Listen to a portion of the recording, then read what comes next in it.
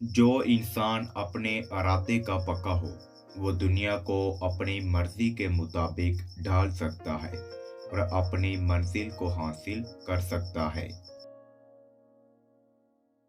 जो सोचे समझे मुंह से बात निकालता है, वो ज़रूर पशेमान होता है और जो सोचने के बाद मुंह से बात निकालता है, वो सलामत और महफूज रहता है।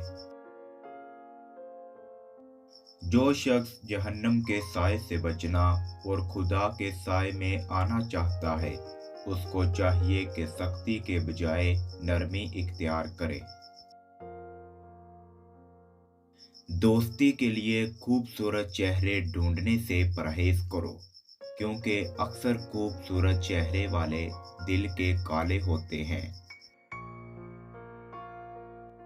हराम चीज़ों और हराम कामों से हमेशा बचते रहो, तुम्हारी दुआएं कबूल होना शुरू हो जाएंगी।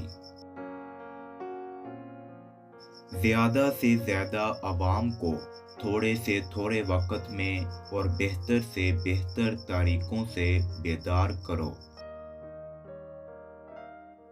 वो लोग जो बेहतर हैं, जो दुनिया को आखिरत के लिए तर्क कर देते हैं, लेकिन जो दुनिया और आखिरत दोनों को लेते हैं, वो बेहतर हैं। इंसान ने जिस मुकाम पर इंसान को छोड़कर खुदा से मोहब्बत का दावा किया, वो अक्सर गलत ही निकला है।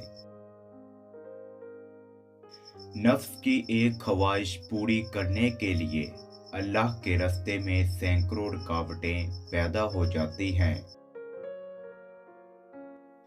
इंसान अपने आप को ख्वाहिशात के पत्थरों में चिनवाता रहता है और जब आखिरी पत्थर इसकी सांस रोकने लगता है, तो फिर वो शोर मचाता है।